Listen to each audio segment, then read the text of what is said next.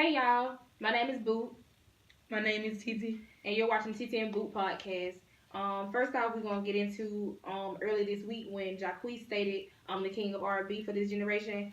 You know, they don't came and went, but it happened this week, so we're gonna talk about it. He received immediate backlash from the masses and also responses from the likes of Tank, Tyrese, R. Kelly, and Jay Holiday. Ty Dolla $ign and Trey Songz, they laughed about it. Chris Brown, basically, he just thanked everybody for giving him that praise that Jaquees, I guess, didn't deserve. So Chris Brown really wasn't negative about it. And y'all remember John B from the 90s who made Are You Still Down song with Tupac? He basically said in an interview, a recent interview, saying that we all are kings. What you feel about that? I feel like Chris Brown, I'll be mutual in that situation because I feel like R&B kind of like the mumble rap. Like it used to be hip hop, now it's mumble rap. So it's like it's more pop now than it is R&B. So I feel like in that I'll be mutual because everybody don't have that situation where they had to start as R&B and then go into pop. Unfortunately, Jaquees is on his R&B road. Once he get into pop, he'll kind of figure out what every other artist basically saying in the situation. Yeah, I feel like Jaquees got a lot of accolades that he got to reach. Like, he just came in. Because everybody start off R&B, and once you branch off, you want to do pop. Sometimes you might want to act. Yeah. So it's like, you know. Yeah. I feel like once you go pop, that's when a lot more doors open for you. So yeah, with Jaquees, I just feel like he should basically like redeem and be humble and don't do that again. Don't never do that again. Because I was shocked when I seen Tank, Tyrese, and R. Kelly like basically say something. R. Kelly just posted a picture. Now they are R&B. R. Kelly posted a picture in a throne chair. They were funny, like basically showing you like, okay, subliminally, okay. But it was funny though. Tyrese, he was just very pissed. Tank was very pissed, but I mean, it was true. Yeah, it was true. So that topic. On to the next topic. Black Ink Crew Chicago is returning. If you haven't seen the trailer or if you just don't watch the show, I'm gonna give you a quick rundown. Ryan started out in his shop, Nine Mag, with Van, Cat, Charmaine, Ford, Dunn, and Danielle. Last season there was a falling out because he basically had sex with Cat, one of his tattoo artists that he was managing, because he's managed the shop, he was over the shop, so he had sex with Cat. Well, he never really mentioned that he had sex with Cat. He wouldn't mention it, but Cat ran him out. He said it was a kiss. He said it was a kiss. They had sex multiple times over the summer, what she said. And they went to a cabin, and when he actually got caught on camera. That's when he said a kiss. That was a kiss. He was in the bathroom messing with her while she was in the shower. So that situation happened, and basically Kat ended up leaving because Ryan's fiance, a long time, partner, Rachel, got involved because Kat told her. And so basically everything blew up, and Kat had to leave, and basically the shop got mad at him because they felt like, okay, because you can keep your penis in your pants and you had sex with one of your workers, now you want to get rid of it because your girlfriend or a longtime partner threatening to leave you. So for the sake of Nine Mag, he left. And for the sake of his marriage, he left. Kat left, and she moved to California. So now they back, and it seemed like they done made amends, because as far as the trailer goes, and from what I've been seeing on Instagram, man, all they lives, stories, the Instagram stories, and they post, they squashed it. A lot of people feel like it's propaganda, or they doing it for money and all right there, which to a certain extent I agree. I mean, reality TV really ain't reality TV. Y'all know that. And to be real with y'all, like, honestly, y'all gonna eat it up anyway. Y'all gonna eat up fake entertainment, real entertainment, clout on the internet. Like, y'all can say y'all won't, but turn around and do. So I just feel like I agree in a sense, because I feel like they just made up too quick. Like, you done cheated on this girl, and now all of a sudden y'all cool and y'all back in the shop with each other. Like, I understand y'all adults, but come on. But a lot of people feel like it's fake and it's propaganda. What you feel? I mean, it could be, but I'm gonna just go off the plot of what going on. I don't feel like he should have did that. If it's real or fake, I wouldn't have made amends. You made amends? No. Me either. Because a lot of folks don't did stuff like that in the shop, and I would feel like they were very disrespectful to me inside my business and pressure me about what I got going on in my life. And it just ain't y'all business. Yeah. At the end of the day, it ain't y'all business. What she mean by that, a lot of that going on in the shop. Van actually kissed Kat before. Charmaine done had sex with Dunn plenty of times. Danielle done had sex with Ryan too. and she's still with her boyfriend. Yeah, nobody engaged pressure her now. about nothing. Yeah. That's why I say it's like little petty stuff that I don't like. And also, I felt like he was real nice, too nice.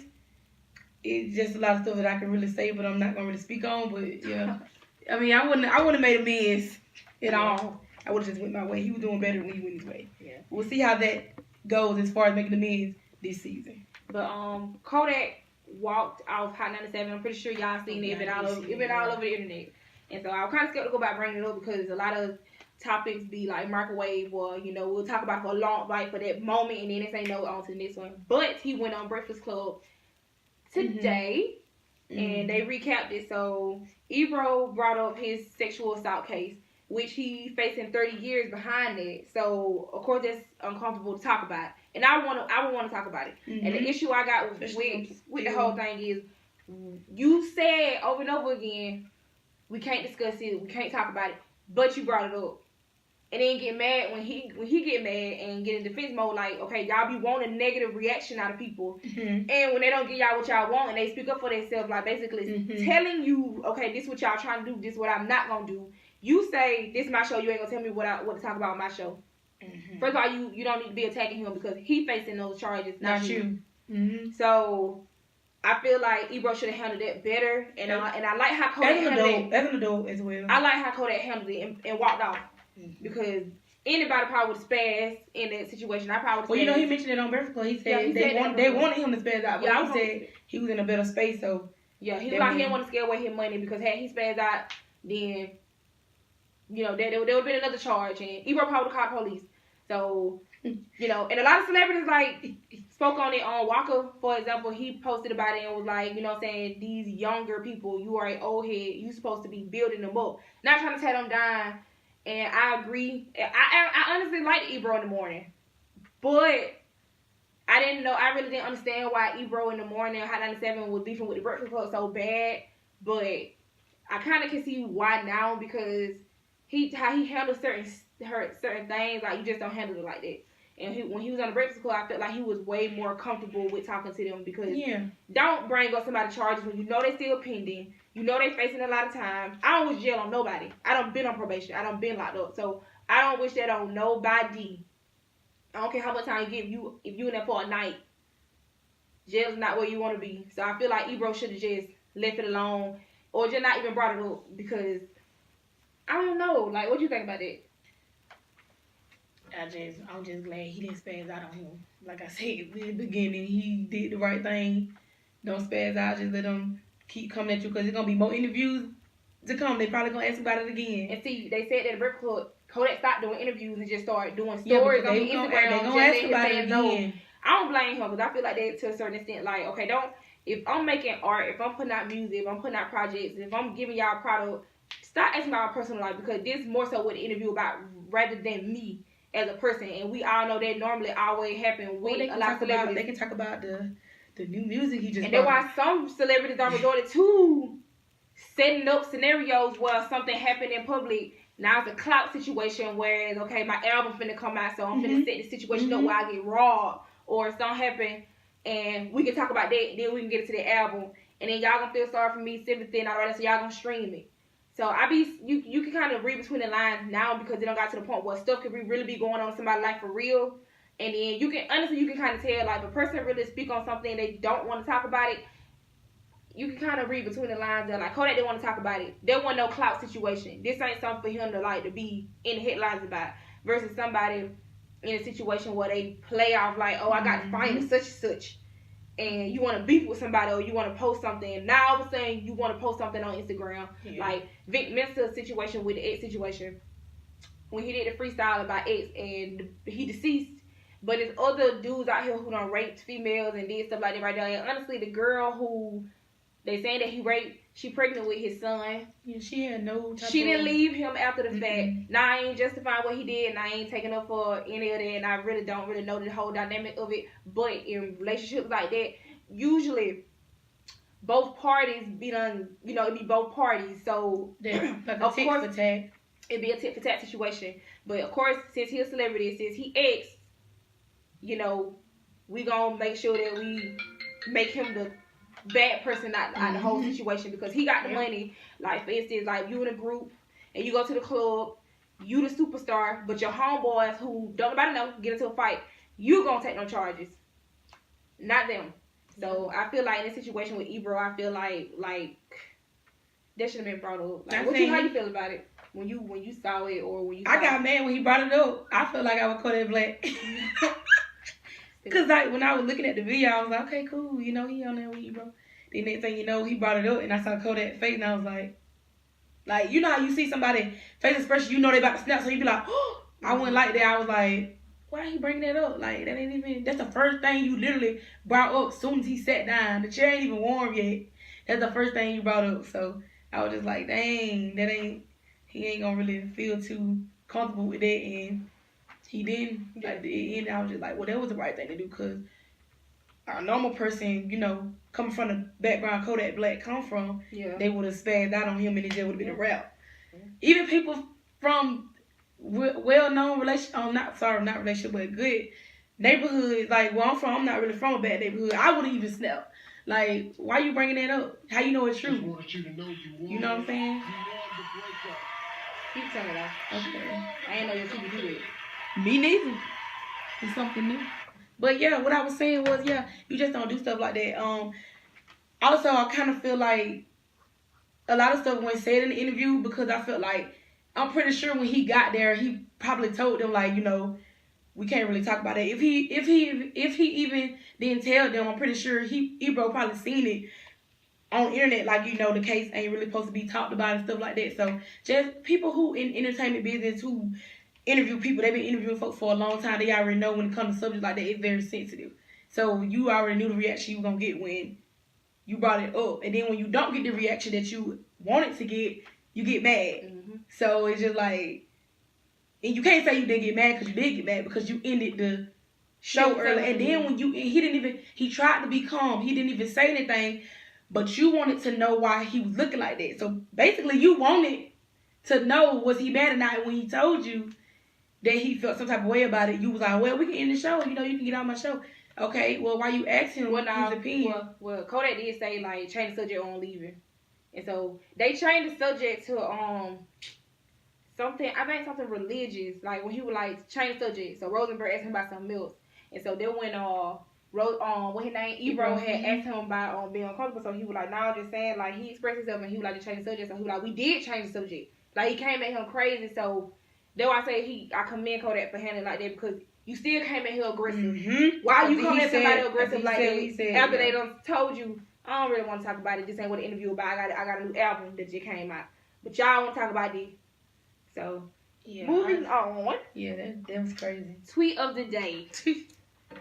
Did mumble rap kill rap? I don't think so. I like mumble rap. You like mumble rap? I like rap too, but okay, so like when you listen to hip hop, you listen to MC Light, Queen Latifah, you know, Tupac, Biggie, Lil Kim, like that's like rap, hip hop. But I feel like we grew up off of it, but we were still young. So basically by the time we actually got into that preteen years, mumble rap was in. Like, we became, like, 14 years old. Mumble rap was what we really, like, was able to express ourselves off of as far as fashion. Who was mumble rapper? You talking about middle school, because I don't remember mumble rapper middle school. When I was 14 in high school, 2000 I'm going to say, like, 2008 or 9 when Future came out. I was, like, 15, 16 then. You consider Future mumble rap? Yeah, I Googled it. They Google consider Future mumble rap. I consider Future ain't hip hop. No, I ain't never say that. I didn't say that either. I said I considered 21 mumble rap. I considered honestly, I ain't never paid attention to the group. Yeah, I said I ain't never paid attention to the group. I just knew mumble rap existed, but I ain't never just like tried to focus on like, okay, who be mumble rapping and who don't, because I feel like mumble rap is rap that you can't understand. I understand on Future.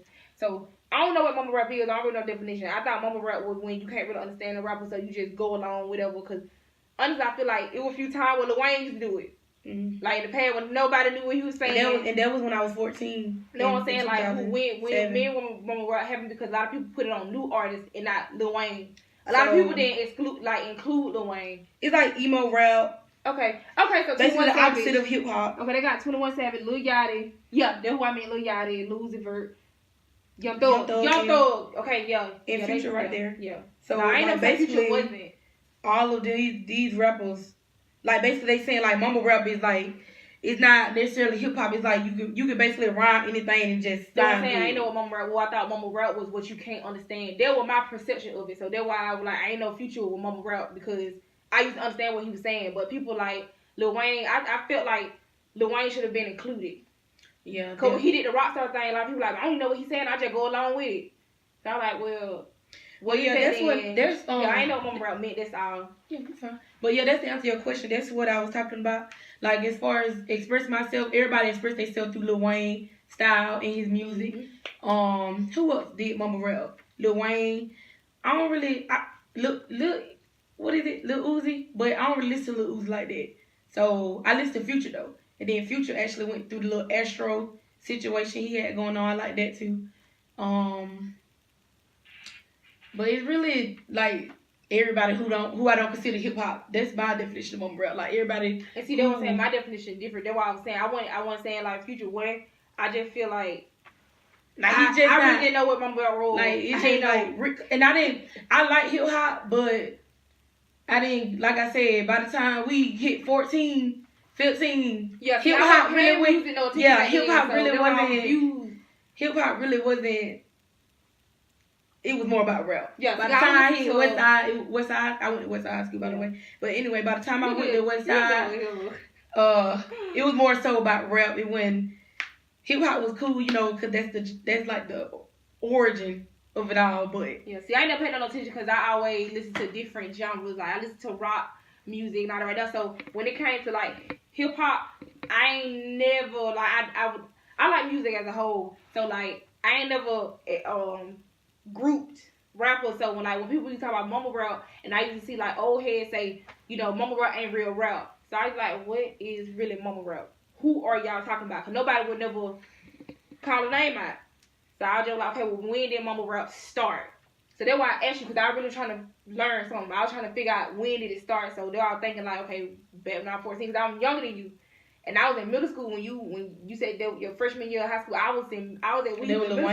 So that's why I was trying to figure out like, dang. So if it started way back then, I really wasn't paying attention then. Let me know something. Kind of did, because nobody really understand what Lil Wayne talking about. That's why I was thinking like, okay, Lil Wayne to me was the first mumble rapper. He a great rapper. He hip hop too. He's hip hop. But I feel like mumble rap. They were saying he was mumble rap too.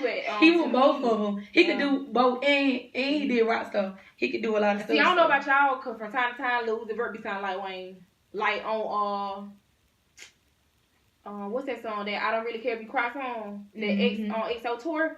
I thought that Wayne. The very first time I heard it when he started rapping and he was like singing and rapping at the same time, I was like, dang, he sound like Wayne. Then they were like lose the Vert. I'm like, dang. Some of the new artists that I will consider hip hop, I consider Drake kind of, sort of hip hop a little bit, only because he really don't be mumble rapping. Like he actually have bars, and a lot of times that's what hip hop about. Do you have bars? I know y'all see my reaction.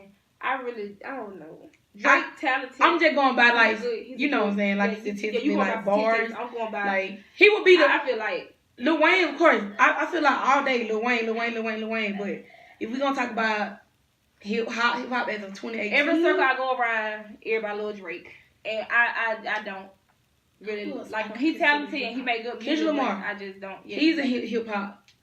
Joey Badass. That's hip hop. As of 2018. Like that's what you call hip hop, but then you got your mumble rappers, which that's what people thriving out for now. Mumble rappers. Would you consider Ray Sherman mumble rap? I would consider them kind of like pop. They probably come up with their own genre. They went pop, but when they first came out, I would consider that mumble rap. That's not hip hop. I thought they pop mumble rap. Exactly, pop music. That's why I said they need to come up with their own genre. Mm-hmm. Yeah, they got their own little genre going on. Yeah, but it's good. You always want to be different. Yeah, that's what I like about them. They different. But that's all on the podcast. We probably went over 15 minutes, y'all. But yeah, if y'all don't agree with us, you did or these big old paragraph this time. shut up. Like, God, If y'all don't agree with us, or if y'all do agree with us, you know, comment, follow us on Facebook, Twitter, Instagram. Let us know y'all feedback, cause you know we open to it. Everything is an open discussion. We don't care if you disagree. I mean, because you obligated to your opinion. If you don't have an opinion, or if you feel like what we talk about is unnecessary, then just don't comment and just keep it moving. That ain't gonna happen, people. I'm just saying, like, you know, when you say, oh, it doesn't matter, well, then you wasted your time doing it as well. Put energy into it. Obviously, it matter if you viewed it. Yeah, it matter if you viewed it and you commented. So, you know, we just expect positive vibe, but people gonna disagree with us, but it still be the positive behind it. We can have positive and healthy debates. That's what we do. We have open discussions, positive debates, and your opinion is always welcome. So don't ever feel like, you know what I'm saying, I'm gonna be a lame if I comment. No, you're not. And we actually did good on our first video. On our first, well, not on our first video, but on the Jaquees video that we uploaded, it got over 600 views. So, you know, it wasn't us, but it was our page. So that made me feel good. So y'all just, you know what I'm saying, don't feel like continuously view. Yeah, Facebook, you know, I post different open discussions, like, about anything. If I see something, then I'm gonna just post the open discussion, and you can just comment, or, you know, if you don't feel comfortable commenting out in the open, you can DM me. You can message it. Yep. But comment and subscribe to our YouTube channel, the TT and Boot Podcast, and we gonna be uploading every Friday, sometimes Saturday. But thank you for viewing. We gonna see y'all next Friday.